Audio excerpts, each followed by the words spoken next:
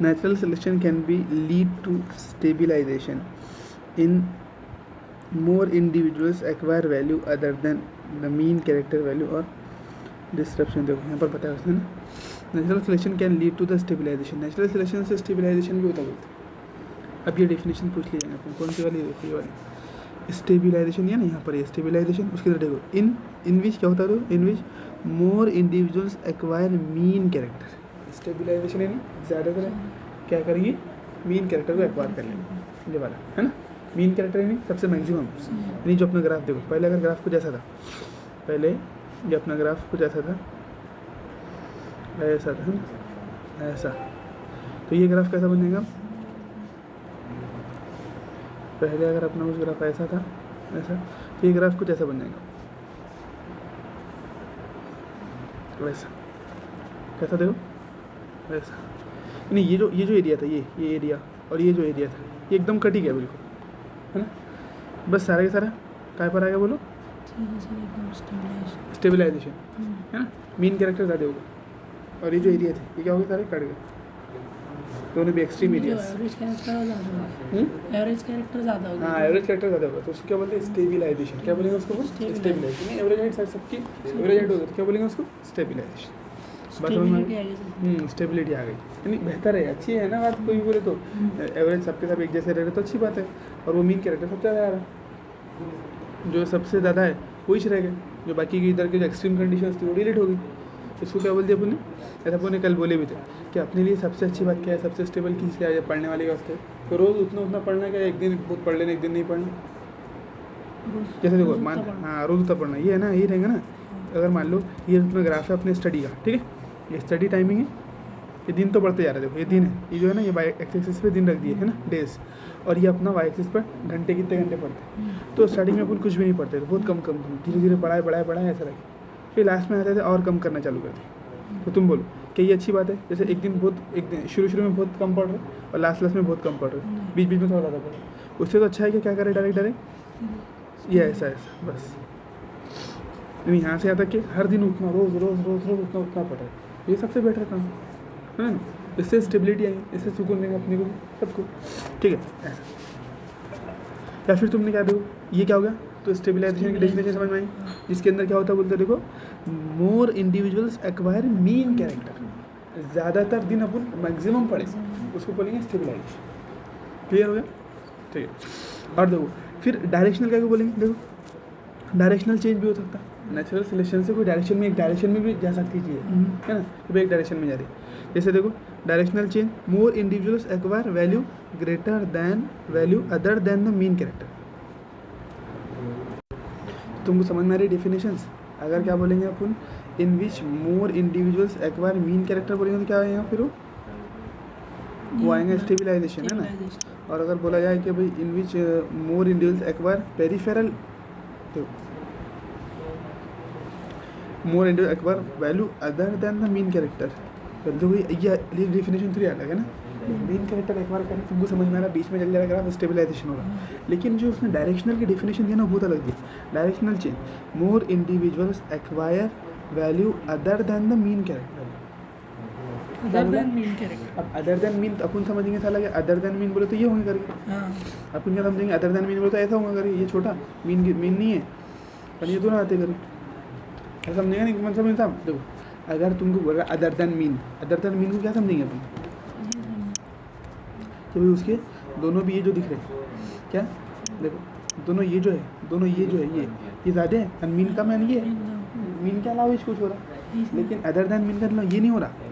Other than mean का मतलब हो रहा है कि एक साइड में शिफ्ट हो गया करते, देखो जैसे मीन ये था ना, ये ऐसा, तो या तो इधर शिफ्ट हो गया पूरा एक साइड में, या फिर इधर शिफ्ट हो गया, इसको बोलते हैं अदर देन। डायरेक्शनल है ना, डायरेक्शनल है, हाँ एक तरफ, ऐसा नहीं कि भाई सिर्फ एक्सट्रीम कंडीशन वो नहीं हो रही उसके अंदर। अदर देन में तो कोई एक तरफ, या तो कम की तरफ ज़्यादा हो जाए, या फिर एकदम ज़्यादा की तरफ, जैसे देखो ये, जैसे कुछ इस तरीके से भी हो सकता है।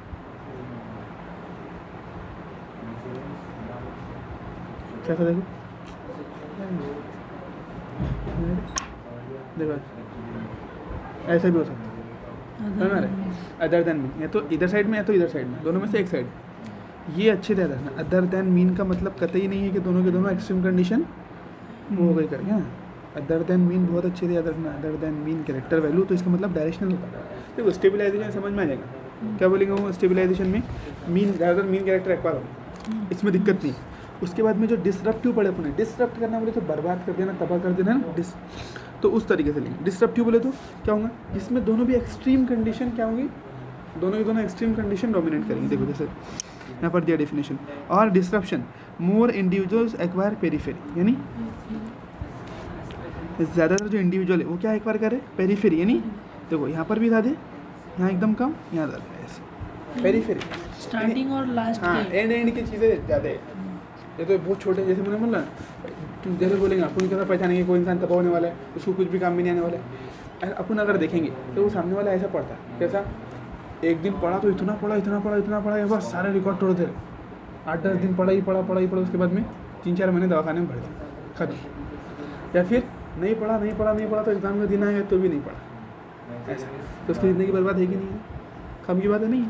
तो उसी को तो डिसरप्टिव बोलेंगे, या तो पढ़ेगा तो नहीं पढ़ेगा तो कुछ ही नहीं पढ़ेगा, एकदम एक्सट्रीम लेवल। जब आगे चाले करेगा, जब छोड़ेगा पढ़ी तो एकदम एक्सट्रीम लेवल, जब पढ़ेगा तो एकदम एक्सट्रीम लेवल। तो फिर मेरे साला ऐसा बर्बाद इंसान है, कोई काम की बात नहीं है इसका, समझ में आ रहा है? ठीक है ना, इसको क्या बोलते हैं वो, डिसरप्शन। तो पेरीफेरी जो है ना, एक्सट्रीम कंडीशंस बहुत पसंद है उसको, या तो बहुत या फिर बहुत कुछ मिले, बस वही मिलता हूँ, दो ही काम करते दिखता हूँ, तो बहुत अच्छा या फिर बहुत ख़राब। ठीक है, डिस्क्रिप्शन कर, क्या बोले, डिस्क्रिप्शन कर, डिस्क्रप्शन नहीं, बोला ना एनसीटी डिस्क्रिप्शन, डिस्क्रप्शन बोल रहे हैं, लाइन डिस्ट्रीब्यूशन है ना, डिस्क्रिप्शन नहीं, डिस्ट्रीब्यूशन डिसरप्शन, रप्चर होना, हट जाना, तो डिस्ट्रीब्यूशन ये ना, ये वाला लास्ट अच्छा नीचे, डिस्ट्रीब्यूशन कर, अच्छा नीचे देखो, हाँ, पेरीफेरी कैरेक्टर वैल्यू, हाँ, at both ends of the distribution curve, ये जनरल बोला, देखो जैसे ये डिस्ट्रीब्यूशन कर्व, ये क्या है तुम्हारा डिस्ट्रीब्यूशन कर्व। इस कर्व के अंदर अगर तुम्हारा इस तरह की कंडीशन है, एकदम एक्सट्रीम कंडीशन है, मीन कुछ है ही नहीं, नॉर्मल काम ही नहीं करता है बंदा, एक तो करेगा तो एकदम एक्सट्रीम काम, या तो फिर एकदम बहुत अच्छा है फिर बहुत खराब, उसको बोलेंगे वो डिसरप्ट, यानी तबाह, रप्चर बोलते हैं ना वो, वहाँ से लिए अपन डिसरप्ट। ये स्टेबिलाइजेशन अच्छी काम, यानी एवरेज ही काम करा, बहुत ज़्यादा भी नहीं पड़ा, बहुत कम भी नहीं पड़ा, एक डायरेक्शन में चले गया हो, एक डायरेक्शन में, अदर देन बोले तो यानी बीच का नहीं है वो, या तो बहुत अच्छा है या तो बहुत ख़राब है, सिर्फ बहुत अच्छा बहुत ख़राब, दोनों एक साथ में करने वाले डिसरप्ट नहीं है। आगे बस में ठीक है, बोलो। डिस्ट्रीब्यूशन बोला तो बटा हुआ करो, यानी इस कर्व के ऊपर देखो, ये जो मेन कर्व है ना, ये कर्व में अगर, यानी ये जो मेन कर्व है तुम्हारा, ये कर्व जब इस तरीके से बिहेव करेगा तो उसको बोला उसने डिसरप्टिव कर्व। देखो ये क्या है, डिस्ट्रीब्यूशन जो बोला लास्ट में, हाँ देखो डिस्ट्रीब्यूशन इस कर्व के ऊपर है, इस कर्व, ये कर्व डिस्ट्रीब्यूशन कर्व, अगर इस कर्व में वैल्यूज़ तुम्हारी कैसी कैसी आ गई, देखो ऐसी आ गई, वैल्यूज ऐसी आ गई, ऐसी, तो फिर ये बन जाएगा डिसरप्शन कर्व। एक्चुअल में डिस्ट्रीब्यूशन कर्व ये है ना मेन कर्व, इससे अलग अलग कर्व बन रहे, है ना। तो अगर इस कर्व में जैसे वैल्यू अगर और ज़्यादा पीक ऐसा आ गया तो उसको बोलेंगे स्टेबिलाइजेशन, या फिर एकदम एक साइड में चलेगा तो ऐसा चलेगा, इसको बोलेंगे ऐसा, या फिर ऐसा चलेगा तो इसको बोलेंगे डायरेक्शनल, और अगर ऐसा हो गया, देखो समझ में आ रहा है तुम्हारे, एक मतलब क्या क्या बोला मैंने, सबसे पहले रहता अपना स्टेबिलाइजेशन, ऐसा देखो, यानी ये वैल्यू कटी गई उसकी, दूसरा पार्ट क्या होगा, कट गया, चलो ये समझ में आएगा। चलो उसके बाद में क्या देगा, डायरेक्शनल में क्या होगा, एक साइड में मूव कर जाएंगे, ऐसा देखो, या तो इधर या तो फिर इधर, ऐसा, यानी ये जो इतने कम थे वो एकदम मैक्सिमम हो गए, या तो ऐसा बन सकता है, दोनों में से कोई एक बनेगा, जैसे देखो, या तो ऐसा कर्व बन सकता है, या तो ऐसा कर्व बन सकता है, या फिर इसका उलट कर्व बन सकता है, यानी ऐसा कर्व बन सकता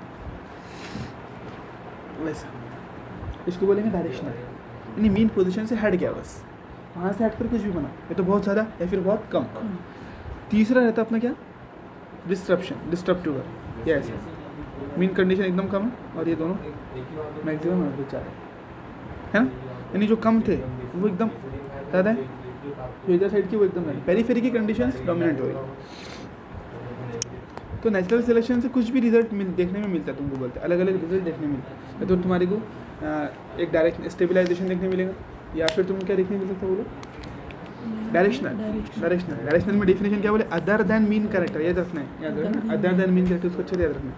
फिर उसके बाद में डिसरप्शन में मोर इंडिविजुअल्स एक्वायर पेरिफेरल कैरेक्टर, कौन सा character, peripheral character at both ends of the disruptive curve. तीनों दिखेंगे ना अपने को, क्या बोले, तीनों दिखेंगे ना। नेचुरल सिलेक्शन से 3 रिजल्ट हो सकते हैं ना, नेचुरल सिलेक्शन के 3 रिजल्ट हो सकते हैं। या तो इंसान स्टेबलाइज हो गया, बहुत अच्छा बना, या फिर क्या होगा, एक किसी डायरेक्शन में बहुत अच्छा या फिर बहुत खराब, खत्म। या तो क्या हुआ, दोनों भी होते हैं, एक तो खराब भी बहुत खराब रहता है, अच्छा भी बहुत अच्छा है। आई बात समझ।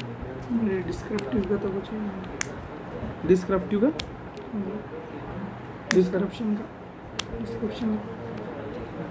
कहाँ है, डिस्क्रिप्टिव तीसरा है ना, डिसरप्टिव हाँ, डिस्क्रिप्टिव तो फिर डिस्क्राइब करने वाला है, उस तरीके से मीनिंग हो जाएगा ना उसका। डिस्ट्रीब्यूशन बोले तो फिर वो बंटना, और डिसरप्शन बोले तो फटना, यानी तबाह होना। तीनों हो रहे हैं ना, स्टेबलाइज भी हो रहा हो, एक साथ तीनों नहीं हो रहे, हो सकता ना, मतलब तीनों में से कोई भी हो सकता है, बिल्कुल। डायरेक्शन होगा, मतलब एक पूरा मतलब हाँ स्टेबलाइजेशन, सॉरी, कि स्टेबल रहना, ठीक है। डायरेक्शन यहाँ पे बहुत अच्छा हो, या फिर हाँ बहुत डिस्क्रिप्टिव, मतलब वो क्या है तीसरा, डिसरप्टिव, उसका मतलब क्या हुआ, मतलब उसमें नहीं अच्छा नहीं वो हो रहा ना, मतलब देखो सुनो, मैं एक एग्जांपल थोड़ी सी बता दूँ, थोड़ा समझ लो। तो तुम्हारा मेन कर्व, ठीक है, तुम्हारा क्या है मेन कर्व, थोड़ा अच्छे समझिए, ग्राफ से आ भी सकते क्वेश्चन, क्योंकि इस साल पूछा नहीं ना उसने, अभी तक पूछा नहीं ना, जब पूछ लेंगे। देखो तुम्हारा मेन कर्व, देखो ये मेन कर्व, ठीक है, ये कैसा रहता है मेन कर्व, ऐसा, ठीक है। अब मान के चलो एक एग्जांपल अपन, जैसे एज, इंसान की एज रहती है, एज रहती है ना, जिंदगी रहती है इंसान। तो यहाँ पर कैसा है, यहाँ पर तुम्हारी हर तरह की ज़िंदगी मौजूद है। 1 साल का बच्चा भी है, यानी 1 साल, ऐसे इंसान भी मौजूद रहते हैं जो 1-2 साल में मर जाते हैं, 5-6 साल में मर जाते हैं, 10-20 साल। एवरेज सबसे ज़्यादा लोग कम मरते हैं अपने इंसानों में 60 साल, 50 साल, ठीक है। तो अपन 60 मान लेते हैं एवरेज, ठीक है, कितना 60। तो ये जो वैल्यू दिख रही है तुमको, ये कितनी है 60, ठीक है। ये आम जिंदगी है। बहुत रेयर लोग रहते हैं, एक आध रहेगा 200 साल जीने वाले, एक आध रहेगा 100 साल, कुछ 100-200 लोग मिलेंगे तुमको 100 के ऊपर, 150 के ऊपर जीने वाले, है ना। ऐसा जैसा जैसा देखो, इनिशियली एकदम कम जीने वाली बहुत कम मिलेंगे, एकदम ज़्यादा जीने वाली बहुत कम, ये नॉर्मल जिंदगी। चलो मेंटोस चालू होता है। देखो सबसे पहले क्या बोल रही हाँ बोलने ठीक है, चलो देखो अब क्या हुआ। अब देखो इसमें क्या हुआ, नेचुरल सिलेक्शन होता है, खाना पानी भरपूर हो गया, एकदम न्यूट्रिशन खतरनाक, सब तरीके से बढ़िया होगा। यानी जैसे आज के टाइम पर क्या हुआ, देखो बच्चों के लिए सारी फैसिलिटी मौजूद है ना, उनका टीकाकरण, ये अमका ढमका सारी चीज़ें मौजूद है, और बूढ़ों के लिए सारा इलाज मौजूद है, जो भी बीमारी है उसकी इलाज मौजूद है। तो इससे नहीं बच्चे बच रहे, नहीं बूढ़े, यानी बच्चे भी मर रहे नहीं और बूढ़े भी मर रहे। तो भी क्या होंगी, एज बढ़ गई, एज लिमिट क्या होगी, बढ़ गई। सारे के सारे ज़्यादातर जो एज आ रही है वो कौन सी आ रही, बोलो। ज़्यादातर लोग कब मर रहे, ज़्यादातर एज जवान हो रहे थे, ऐसा हाँ जवान हो रहे, ऐसा बोल सकते हो, बोले ना। देखो ये जो एज आ रही है अपनी एवरेज एज, ज़्यादातर लोगों की एज ही जा रही है स्टेबलाइजेशन, बाकायदा 60 साल तक के आराम से ठीक है। ये जो बनाए ना अपन, ये एज नहीं बनाए, मरने की डेट बनाए अपन, कब मरे। ये तो कुछ 1-2 साल में मर जाएंगे यहाँ पर, देखो 1-2 साल में मर जाएंगे यहाँ पर, 100-150 साल में के बाद मरेंगे यहाँ पर। लेकिन सारी चीज़ें नॉर्मल होने की वजह से, खाना पीना सब बढ़िया है, सब कुछ अच्छा है, तो एकदम बहुत ज़्यादा भी टिक रहे नहीं और बहुत कम भी नहीं टिक रहे। उससे क्या हो जा रहा, स्टेबलाइजेशन हो जाए, है ना। क्योंकि देखो बहुत ज़्यादा क्यों टिक सकते हैं, बहुत ज़्यादा, क्योंकि इतने भी अच्छे नहीं हुए ना, रिसोर्सेज अपने अच्छे हुए, लेकिन इतने भी अच्छे हुए कि अपन पॉल्यूशन कर दे रही है, वो कर दे रहे, उससे बहुत ज़्यादा टिकने के चांसेस नहीं है। लेकिन बहुत कम भी टिकने को अवॉइड करें। पहले क्या होता था, टीकाकरण नहीं था, कुछ नहीं था, तो बहुत जल्दी बच्चे मर जाते थे, और बुढ़ापे के फिर इलाज नहीं थे, तो बुढ़ापे तक टिक नहीं पाते थे, है ना। एक बार थोड़ी सी बीमारी हो गई तो गए। लेकिन अब कैसा है कि टीकाकरण सारी चीज़ें आ गई, तो बच्चों को मरने से बचा लिया अपन, और थोड़े बहुत अपने पास इलाज आ गए, उससे बूढ़ों को मरने से बचा लिया। लेकिन वो इलाज लेते लेते लेते बॉडी तो डैमेज हो जा रही, बॉडी डैमेज हो जा रही ना, उससे ज़्यादा एज नहीं बढ़ पाई। ज़्यादातर लोग इस 60 साल को अचीव करेंगे, लेकिन ज़िंदगी बढ़ी अपनी नहीं बढ़ी। अपन ज़्यादातर लोगों की ज़िंदगी को थोड़ा सा लॉन्ग कर, समझ रहे, नहीं दोनों एक्सट्रीम कंडीशन कम कर दी, लेकिन ज़िंदगी नहीं बढ़ा पाया। टेक्नोलॉजी क्या करे, सोचो तुम, आज कोई जीता कि अपने मालूम है कि तुम्हारे 100 साल के 150 साल के नहीं होते, लेकिन पहले ये आम बात थी। पहले क्या थी, आम बात थी कि नहीं थी, ऐसा। तो अपन ने ज़्यादातर लोगों की एज को इसमें ला दी कि अक्सर लोग 60 साल की उम्र में मरेंगे। इसको बोलते हैं स्टेबलाइजेशन। क्या हुआ? स्टेबलाइज हुआ ना फिर एक काम। हाँ, अब चलो समझ में आया। चलो अब क्या हुआ? ये कैसे हो पाया? नेचुरल सिलेक्शन से। अपन ने बढ़िया अडॉप्ट करे एनवायरनमेंट को, चीज़ें सीखे, किससे कैसा बचना, बचपन में कौन से टीके देना है, बीमारी से भी बाद में बूढ़ेपन में कैसे बचना है, वो सारी चीज़ें सीखे तो ये हो पाए। अब दूसरा एग्जाम्पल दो, फिर क्या हुआ? अगर हम बहुत पहले की बात करें, आज से 1000-2000 साल पहले, तो पहले लोग कैसे, पहले के लोगों की ज़िंदगी कैसी, जल्दी मरते थे क्यों? देखो उनमें दो चीज़ें थी, कंडीशन थी। एक तो बहुत जल्दी मर जाते थे, फिर हाँ बहुत, हाँ तो ये ऐसा तो देखो, तो बहुत जल्दी मर जाना या फिर बहुत देर को मर एकदम ऐसा, तो ये कौन सा कर्व बन रहा है? डिस्ट्रप्टिव बन रहा है कि नहीं मर रहेगा तो फिर बचपन में मर जाए, क्योंकि कोई टीकाकरण नहीं है, कुछ नहीं। दो चांसेस रहते थे पढ़ने के बस, एक तो बचपन में मरेगा, एक तो बुढ़ापे। नहीं बीच की लाइफ में ये मरता ही नहीं वो। अगर एक मरतबा जवान हो गया, मजबूत हो गया, फिर अच्छी ज़िंदगी जीता। ये कैसा कर रहा? डिस्ट्रप्ट। पिकअप तो कैसा हो रहा? डिस्ट्रप्ट। कई साल पहले ऐसा कर्व था, ठीक है, समझ में आया। लेकिन अपन चाहे तो नेचुरल सिलेक्शन से क्या हो सकता? जैसे अपन ने क्या करे, आज से अपन ने क्या करे, अपन ने सोच लिया कोई भी इलेक्ट्रॉनिक चीज़ का, कोई भी टेक्नोलॉजी का अपन इस्तेमाल ही नहीं करे, छोड़ दे, बस झाड़ लगा रहे, सारा चीज़ ऑक्सीजन ये वो सारा एनवायरनमेंट पे ध्यान दे, तो क्या हो सकता है? दवाई तो अपन बाकी रखेंगे ना यार, मेडिसिन तो उससे तो पॉल्यूशन नहीं, मेडिसिन है तो मेडिसिन से क्या बच्चे तो मरेंगे नहीं। तो ये तो फॉर्म में है हमारे, देखो ये स्टेबलाइजेशन और ये डिसरप्टिव। अब बीच का समझ दो, बीच का समझ, ये समझ में कैसा बोल रहा है? एक ही मर्तबा में दोनों भी, इसको बोलते हैं डिसरप्टिव। अब डायरेक्शनल समझो, डायरेक्शनल में क्या हो सकता है? एक साथ दोनों नहीं होते डायरेक्शनल। जैसे आज से तुमने सोच ली कि आज से अपन कोई टेक्नोलॉजी का इस्तेमाल नहीं करेंगे, बस अपनी मेडिसिन वगैरह जो है ना, वो जो अपने को जो फायदेमंद है, जो अपनी ज़िंदगी बढ़ाने के पूरी सोच लेगी। बस अब अपने को 200 साल जीना था ही, क्या सोच लिया अपने 200 साल तक के तो कैसे भी करके रहना है, बस जंगल में जाके रहना चालू कर दी, भेड़ियों की जगह रह रहे, शेरों की जगह खा रहे, इस तरीके से काम ले साले, उनको कुछ नहीं होता, बोले ना हार्ट अटैक, ना शुगर, ना बीपी, ना कुछ नहीं, तो अपन भी वैसे करेंगे। तो उससे क्या होगा? देखो तुमने सोच लिया, तो तुम्हारे पास टीकाकरण सारी चीज़ें मौजूद है, तो बचपन में तो मरेंगे नहीं, तुम्हारी लाइफ एकदम लंबी हो जाएगी। तो अक्सर लोग फिर क्या होंगे, बुढ़ापे 2-2 साल तक के जिएंगे।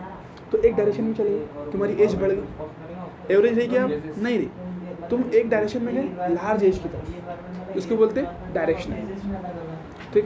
या फिर तुमने सोच लिया साला कोई काम की बात ही नहीं ज़िंदगी में रहेगा, सबको बचपन में मार देना, खत्म, सबके सब एक को भी बाकी नहीं रखेंगे। टीकाकरण ही मन करा दी, पूरे के पूरे मरेंगे तो बोले बचपन में, तो उसका एक ऐसा करा, बस 90% लोग बचपन में मर जाए, बच लगी 10%। तो डायरेक्शनल बहुत खतरनाक, कुछ पोल्यूशन फैल गया, कुछ फैल गया, रेडियोएक्टिव डेट, तो अक्सर बच्चे पैदा होते थे मर जाएंगे। और तुमने इन्वायरमेंट को बहुत ही बढ़िया बना लिए, तो तुम पहले ज़माने की तरह बहुत दिन तक जी पाएंगे। और साथ साथ तुम्हारे पास अब ये फ़ायदा भी है कि तुम पहले ज़माने की तरह मरेंगे नहीं, क्योंकि तुम्हारे पास दवाइयाँ सारी मौजूद है। तुमने टेक्नोलॉजी को हटाई, दवाइयों को नहीं हटा दी ज़िंदगी से, तो इसलिए तुम बचपन में बच जाएंगे और देर तक के जी पाएंगे। ये हुआ बात, कोई समझ में आ पॉइंट? तो इस तरीके से तीनों करो। तो पहला कारण स्टेबलाइजेशन, तुमने मीन कंडीशन को, मैक्सिमम इंडिविजुअल कहाँ जा रहे मीन में। जैसे आज अपन क्या कर रहे हैं, तो ज़्यादातर लोगों की 60 साल की ज़िंदगी बना रहे, बचपन में मरने नहीं दे रहे, और बुढ़ापे की बात में तो अपन बचा भी नहीं सकते ना, एज होगी तो वो गोला खा के बीमार पड़ जाता बुढ़ा, तो कम से कम है ना। तो अपन क्या करें, मैक्सिमम जो नहीं हेल्दी लाइफ बना दें, लाइफ को बढ़ा रहे नहीं, लेकिन लाइफ को हेल्दी बनाने की कोशिश करें, ताकि जल्दी भी ना मरे और ज़्यादा टीके भी ना, जल्दी नहीं पड़ जाए, है ना, ऐसा काम है सब, ठीक है। तो उसको स्टेबलाइजेशन बोलते हैं। More individual acquires what character, mean character. अब देखो डिस्ट्रप्टिव में मोर इंडिविजुअल्स एक्वायर पेरिफेरल कैरेक्टर, या तो एकदम कम या तो एकदम ज़्यादा। जैसे पहले के लोग थे, या तो बचपन में मर जाएंगे, कोई टीकाकरण नहीं है, कुछ नहीं है, अगर डिजीज़ होगी तो पहले खत्म, या फिर जिएंगे तो एकदम 2-2, 3-3 साल, ठीक है, उसको बोलेंगे डिसरप्टिव। और अगर हम चाहेंगे तो इन दोनों में से कुछ भी बना सकते हैं। अगर हम आज ही तय कर लें कि कोई भी टेक्नोलॉजी का इस्तेमाल नहीं करेंगे, तो हम इस तरीके का कर्व बना सकते हैं, डायरेक्शनल, एक डायरेक्शन में शिफ्ट कर देंगे। अगर हम चाहें कि हमको कुछ लार्ज एज कर देने का, ज़िंदगी बढ़ा देने की, एक मान के चलो, ऐसा तो कर नहीं सकते, लेकिन मान के चलो, तो ये करा पाएंगे अपना, ये कैसा हो पाएगा, नेचुरल सिलेक्शन से। और अगर हम चाहें कि बस आज से कोई भी क्वेश्चन ही नहीं, पूरा टीकाकरण खत्म कर दो, है ना, जो भी वैक्सीन वगैरह देते हैं बचपन में बच्चों को, वो खत्म, तो अक्सर लोग बचपन में ही मर जाएंगे, फिर पूरा फील आ गया इसका एग्जाम्पल। चलो तो इसको क्या बोलेंगे फिर दोनों, इसको इसकी डेफिनेशन में क्या बोलेंगे, ये तो तुमको समझ में आ रहा है डायरेक्शन तुमसे, लेकिन ये नहीं पूछेगा ना, तुमसे पूछेगा डेफिनेशन।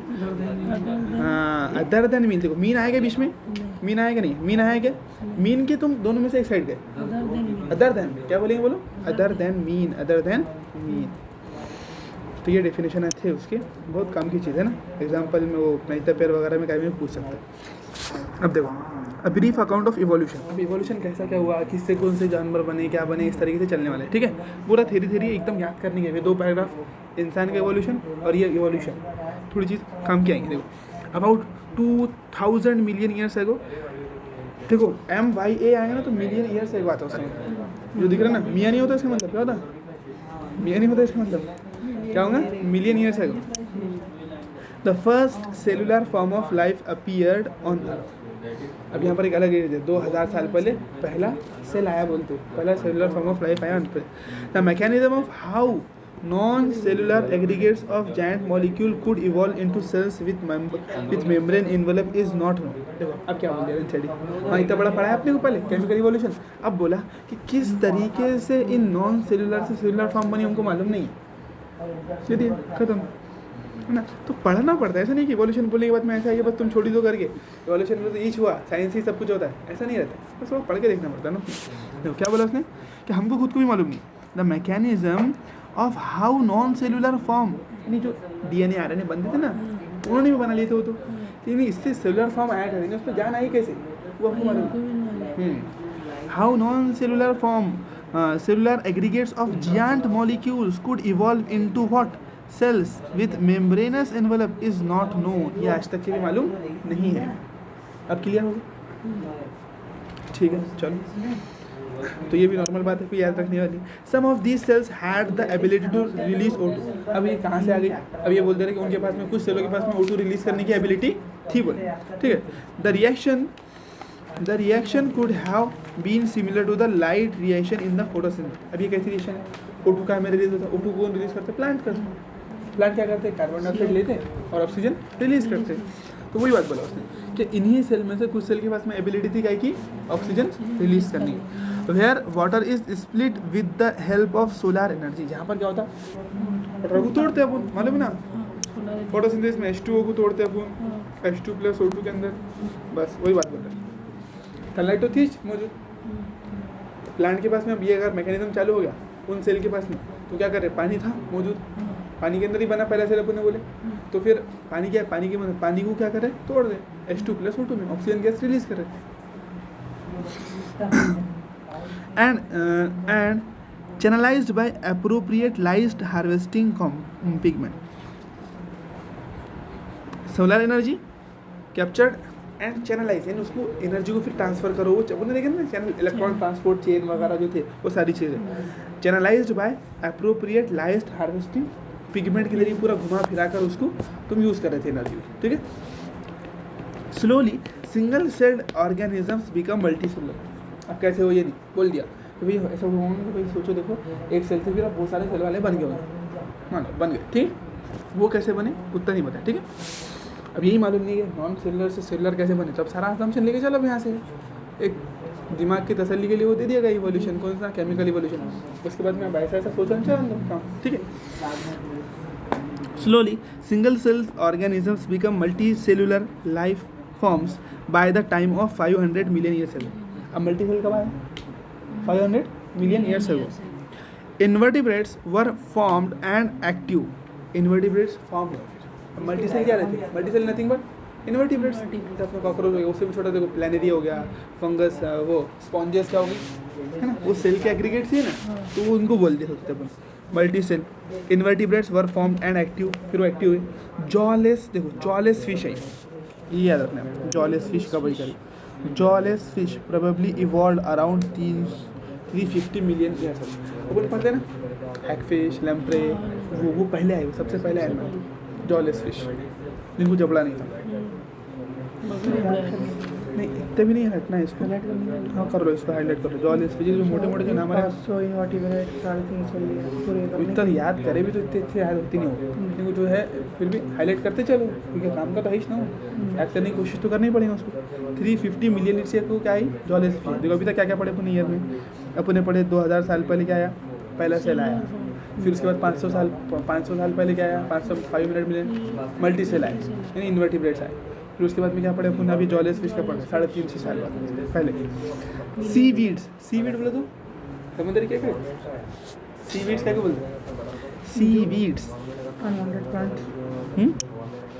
तो सी के वीड्स बोल रहे हो ना, समंदर में जो घास है, वीड्स बोलो तो घास बोल सकते हैं ना, बोल ले सकते हो उसका। तो सी वीड्स इन समंदरी घास and few plants existed probably around 320 million year. समंदरी घास कब पैदा हुई? 320 million years ago. We are told that the first organism that invaded land were plant. हम ये कह सकते हैं बोलते कि पहला जानदार जो ज़मीन पे है वो कोई जानदार नहीं था, कोई जानवर नहीं था, वो पहला जानदार है ना, लिविंग जो ज़मीन पर आया वो एक प्लांट था, नॉट अ एनिमल।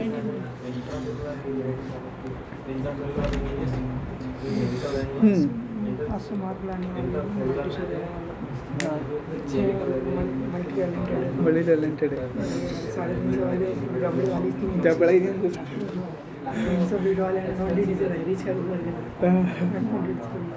अनवांटेड है, सही। 320 सारे, एक तो बायोलॉजी पढ़े उसमें भी 320 मार्क लिए करके 320, ठीक है चलो। Jawless fish probably world around 350 million से। अब जॉनी है उसको तो कहाँ फिजिक्स केमिस्ट्री पढ़ेंगे बेचारा, चपाती नहीं आ रहा उसको फिजिक्स केमिस्ट्री को, इसलिए 350 ही लाया उसने बायोलॉजी के। काम के इतने सारे नहीं थे तो बायोलॉजी पढ़े उसमें भी 320 लाए, 40 मार्क कट गए बोले, ठीक है चलो। ऐसा सबसे पहला जो आया बाहर वो कौन आया, फिर प्लांट आया, ऐसा बोलते हैं ना, पेपर के बाहर सबसे पहले कौन आया, पेपर देके प्लांट आया ज़मीन पे, ठीक है चलो बढ़िया। वी टोल्ड दैट, हम कह सकते हैं बोलते कि प्लांट सबसे पहले ज़मीन पर आया। दे वर वाइड स्प्रेड, फिर उनके फैले कहते हैं, ठीक है, wide spread on land when animals invaded land. They were wide spreaded on land, जब एनिमल ज़मीन पर है ना उस वक्त प्लांट ने पूरी ज़मीन को घेर लिया, फैल गए थे उसके ऊपर, ठीक है। First fish with snout and long fins could move on land, पहली मछली। देखो पानी में क्या रहेंगे, मछली रहेंगे ना, तो ज़मीन पर अपन क्या मानते, देखो ज़मीन पर क्या मानते, मछली, मछली से बने, फिर अपन मानते एम्फीबियंस, एम्फीबियंस से रेप्टाइल्स बने, और रेप्टाइल्स ज़मीन पर, क्योंकि एम्फीबियन ऐसे ऑर्गेनिज्म है, देखो मछली पूरी पानी में रहने वाली, मैमल्स पूरे ज़मीन पर रहने वाले, लेकिन एम्फीबियंस और रेप्टाइल्स ऐसे ऑर्गेनिज्म है जो दोनों जगह रहते हैं। तो एम्फीबियंस से रेप्टाइल ऐसा मानते हैं, क्यों? क्योंकि एम्फीबियन दोनों जगह रह सकते हैं, और एम्फीबियन के अंडे क्या रहते हैं, नरम, और रेप्टाइल्स के अंडे रहते हैं कड़क, उनका जो छिलका रहता है अंडों के ऊपर का। तो ज़मीन पर रहने के लिए अंडों का छिलका जो है ना वो कड़क होना चाहिए, क्योंकि नरम रहेगा तो एक तो धूल मट्टी कुछ भी लग जाएंगे, उसको खा देंगे फिर अंडे। मेंढक के अंडे देखे ना एकदम नरम नरम रहते हैं, है ना, इसलिए कभी वो ज़मीन पर अंडे नहीं दे सकते, पानी में देना पड़ता है।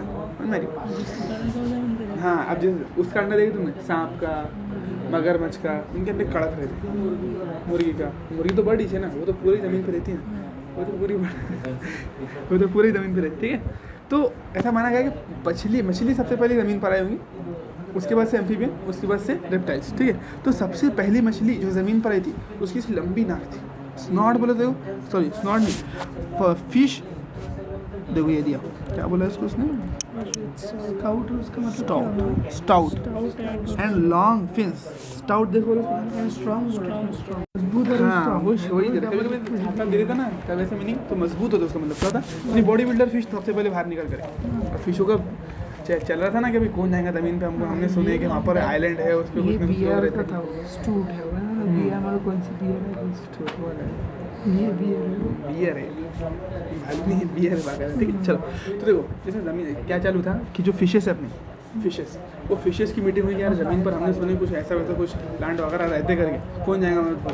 तो एक बॉडी बिल्डर फिश तैयार हो गई, मैं जाऊँगी करके, मारा हुआ तो टेंशन नहीं, बहुत खतरनाक बॉडी बनाई थी उसने, जिम मार के पानी, ठीक है। तो वो तैयार हो जाने के वास्ते ना, ऐसा लोकल फोकल किसको भेज देंगे, तो घबराहट से मर जाएगा ज़मीन पर जाकर। पानी का बंदा अगर ज़मीन पर जा रहा है तो जो तो दिल का भी मजबूत होने वाला, जिसम का, आगे अगर कुछ हुआ तो वापस चलेगी, उसको लगा साला यार गलती से अपन आ गए, तो ज़मीन पर बड़ी हिम्मत करके आया था, लेकिन उसको सांसें लेती नहीं आया तो वापस पानी में आ गया। अरे ऐसा समझो ना, तुमको क्या कर लेने, बस तुमको एग्जाम देना है बस, ठीक है।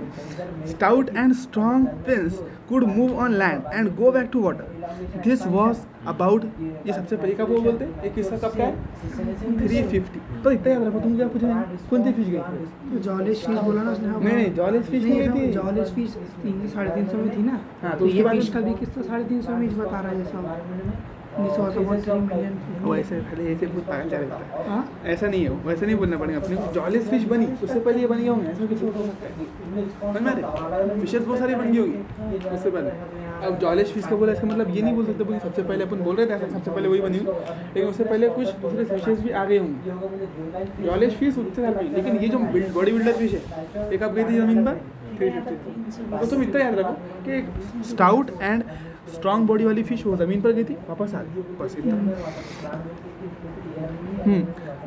This was about 350 billion years ago. In 1938, a fish caught, दी ऐसी फिश देखने मिली इसलिए बोल रहा हूँ, a fish caught in South Africa happened to be a, देखो ये बोला उसमें क्या है वर्ड्स में तन्ना coelacanth,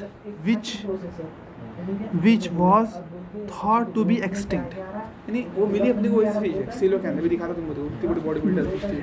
बोलते हैं इसके फिश बाहर निकालते हो पकड़ी गई ऐसा नहीं, सिलोकैंथ करके एक मछली पकड़ी गई जो कि माना जा रहा था कि एक्सटिंक्ट हो गई करके, उनको मिली, ठीक है। Coelacanth which was thought to be extinct, जो ऐसा माना जाता था एक्सटिंक्ट हो गई, लेकिन साउथ अफ्रीका के अंदर वो मिली। In 1938 coelacanth South Africa happen to be caught coelacanth which was thought to be extinct. अब देखो सिलोकैंथ है ना, तो सिलोकैंथ थी फिश कौन सी जो अपने को जो ऐसा लग रहा था एक्सटिंक्ट हो गई, डायनासोर से भी पुरानी बोल रहे उसको, किससे भी, डायनासोर से भी पुरानी। तो coelacanth which was thought to be extinct, जो माना जा रहा था सोचा जा रहा था एक्सटिंक्ट हो गई, वो मिली।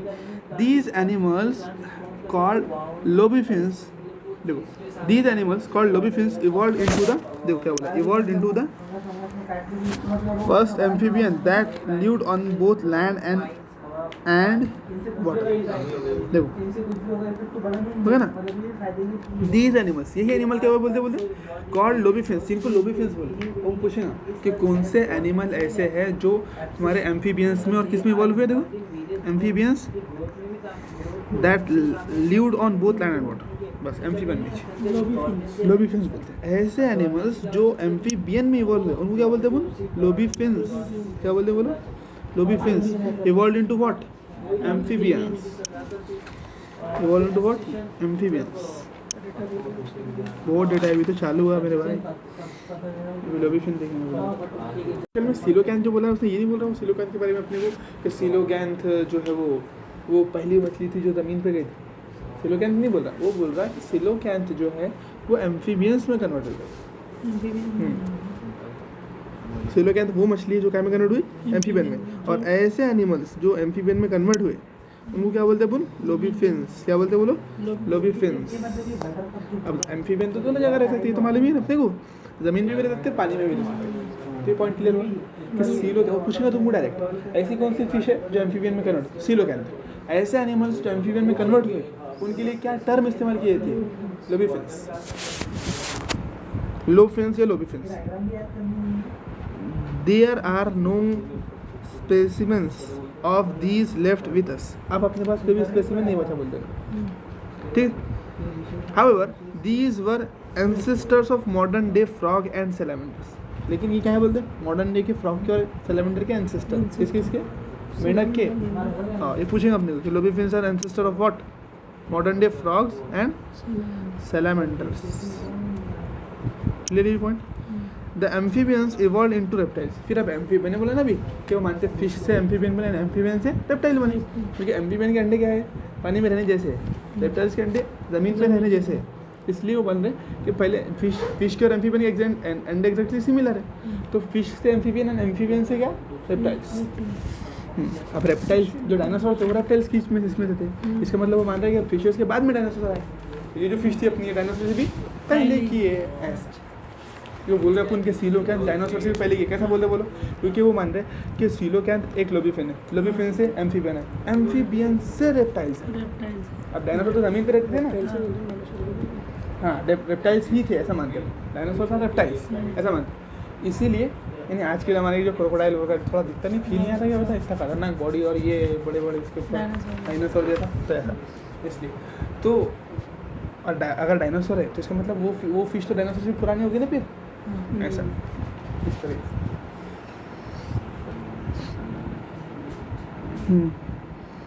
These were ancestors of modern day frog and salamander. The amphibians evolved into reptiles.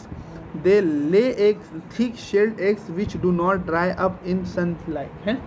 अब जो एम्फीबियन थे वो कड़क अंडे देते थे, यानी उनके जो सेल थे अंडों का छिलटा था वो क्या था, कड़क था बोलते हैं ना, सख्त था, और वो सनशाइन के अंदर, सनलाइट के अंदर सूखता नहीं था। अब मेंढक के अंडे, मछली के अंडे तुम ला के रख देंगे धूप में तो खराब हो जाएंगे ना, वो तो सूख जाएंगे वो तो। डोल ऑफ एम्फीबियंस नहीं था, तो एम्फीबियन मेंढक के अंदर एकदम नरम रहते हैं, ट्रांसपेरेंट जेली वाले एक रहते हैं। अब जेली को तुम सूरज की रोशनी में रख देंगे तो खराब हो जाएंगे वो तो। जो उनके बारे में बोल रहे हो, जो रेप्टाइल्स में कन्वर्ट हो गए थे। रेप्टाइल्स के बारे में सिंपल होता है। रेप्टाइल्स के बारे में, रेप्टाइल्स के अंडे जो कड़क रहते हैं वो ज़मीन पर अंडे दे सकते हैं, उनके अंडे सूखेंगे नहीं सूरज की रोशनी में। लेकिन फ्रॉग अंडे पानी में देती, क्यों? क्योंकि उसके अंडे सनलाइट में नहीं रह सकते। आया बात समझ? चलो, again we only see their modern day descendants, यानी अब उनकी मॉडर्न डे की नस्ल देख सकते हो, पुरानी नस्ल देख सकते हैं क्या? सारे इसका मतलब क्या? अपन तो क्या लगा रहे सब, क्या लगा रहे बोलो, तो क्या लगा रहे? क्योंकि देख के फिर पुराने बस हाँ, ऐसा सोच के ऐसा देखो ऐसा होगा, कुछ थोड़ी प्रॉपर्टी यूज है सिमिलर दिख रही तो लगा दो, चिपका दो। ऐसा क्लासिफिकेशन करने के लिए बोले ना उन्हें, तो क्लासिफिकेशन की आसान चल जाए अपने को। तो इवोल्यूशन समझ में आ रहा तुम्हारा, पहले फिश, फिश से एम्फीबियंस, फिर एम्फीबियंस से रेप्टाइल्स। अब जैसे मैंने बोला डायनासोर, तुमने पहचान लिए। अब डायनासोर अगर रेप्टाइल्स है, फिश से पहले तो आ ही नहीं सकते, फिश से पहले आ सकते क्या? तो मैंने पूछा कि बताओ पहले फिश है ये पहले डायनासोर है? अब तुम सोच रहे सारा अभी फिश अभी भी है, डायनासोर कितने पुराने हैं? अरे नहीं, फिश से ही डायनासोर है, तो फिर कौन पुराना हो गया? फिश। सबसे पुरानी फिश। हाँ, again we only see their modern day descendants, बोले तो नस्ल उनकी, ठीक है। The turtles, tortoise and crocodiles in the next, ये है उनकी नस्ल, है ना। रेप्टाइल्स की नस्ल क्या क्या है, यही है बोलते हैं। यानी पुरानी नस्ल अपन नहीं दे सकते, डायनासोर देख सकते हैं वो नहीं दे सकते, लेकिन नई नस्ल जो भी टॉर्टाइल, टॉर्टाइज देखो, टर्टल, टॉर्टाइज एंड क्रोकोडाइल, इसको हम देख सकते हैं। देख लो बस अंत समझ जाओगे इस तरीके से। हाँ, in next 2200 years or so reptiles of different shapes and sizes dominant on earth। फिर क्या हुआ बोलते हैं, पूरे भी लाइफ चालू है, वहाँ से चालू है ना। फिर क्या हुआ कि वो मछली की बात में कहानी कहाँ से चालू थी? लोबीफिन्स, लोबीफिन्स से क्या बनाए थे अपने? एम्फीबियंस, एम्फीबियंस से क्या बनाए फिर? रेप्टाइल। तो रेप्टाइल ने थोड़ी दिनों के अंदर पूरी ज़मीन पे कब्जा किया। देखो पहले क्या था, प्लांट ज़मीन पे गया, उसने पूरी ज़मीन पे कब्जा किया, फिर वो मछली गई थी वापस आ गई, फिर वो एम्फीबियन में कन्वर्ट हुई, फिर वो रेप्टाइल में कन्वर्ट हुआ, फिर बाद में ज़मीन पर रहना चालू करा। तो थोड़ी दिनों में ज़मीन पर पूरा कब्जा। फिर कौन से एरिया की बात कर रहा, कौन से एरा की बात कर रहा? डायनासोर। डायनासोर ही तो थे ना वो रेप्टाइल, जिन्होंने पूरी ज़मीन पे अपनी हुकूमत जमा लिए थे, तो उनकी बात कराओ। देखो, shapes and size dominant on earth, giant ferns, pteridophytes ever present, but they all fell to form coal deposits slowly. अब उस वक्त में जब डायनासोर थे ज़मीन पर, उस वक्त में क्या थे? प्लांट कौन सा थे? जियांट फर्न्स, बड़े बहुत लंबे लंबे, कौन पढ़ता है? टेरिडोफाइट और जिम्नोस्पर्म थे करके उस टाइम पर, बहुत लंबे लंबे झाड़, है ना। तो giant ferns, pteridophytes were present, but they all fell to form coal deposits slowly. लेकिन वो सारे सारे मर गए, दब गए। अब क्या बन गए? कोल बन गए ना। आज कोयला निकालते हैं अपन ज़मीन से, तेल निकालते हैं, तो वो सब वही ऑर्गेनिक मैटर होगा, ठीक है। Some of these land reptiles went back into the water to evolve into fish like reptiles. अब बोलते कुछ का दिमाग खराब हो, बोले हैट अपन जा रहे हैं पानी के अंदर, अपने को यहाँ होने नहीं ज़मीन पर, पानी में चले गए, पानी में जाकर पानी वाले रेप्टाइल बना लिया। पानी वाले रेप्टाइल समझ रहे हो, पानी कितनी इंटरेस्टिंग है। पानी वाले रेप्टाइल कौन थे? देखो टर्टल, टर्टल क्या है? पानी में रहने वाला रेप्टाइल है ना। तब टॉर्टोइज, टर्टल तो भाई थे, वो झगड़े हो गए उनके, बोले हैट अपन जा रहे, बोले ज़मीन वाले लोग अच्छी नहीं है, यहाँ अच्छा नहीं है, बोले सब धूप लग रही, तो चले गए में पानी के, ऐसा पानी का रेप्टाइल वाले, अपना पानी अच्छा है। हाँ अपना पानी अच्छा है बोले, वहीं अच्छे बोले। Some of these land reptiles went back to the world to fish like reptiles probably 200 million years ago। जैसे देखो एक ये देखो, ये दिया उसने फिश वाला जो हुआ है ना, डायनासोर जो फिश जैसा था, इक्थियोसोरस बोलते हैं। क्या बोलते हैं उसको? इक्थियोसोरस। तो ये पूछ सकते हैं अपने, इक्थियोसोरस फिश लाइक रेप्टाइल्स पूछना, यानी फिश लाइक डायनासोर है बाकायदा। Ichthyosaurus is nothing but a dinosaur, जिसको अपन क्या बोलते हैं? The land reptiles were of course the dinosaurs। हाँ, land reptile क्या थे? डायनासोर थे। The biggest of them, सबसे बड़ा क्या था उनमें? Tyrannosaurus rex was about 20 feet in height। कितना था वो? 20 फुट का। इसके बारे में पूछ सकता अपने को। And had huge fearsome dagger like teeth। fearsome dagger, खंजर जैसे दांत थे उसके। बस पकड़ लिया तो गया, इसको पकड़ लिया हो गया, है ना।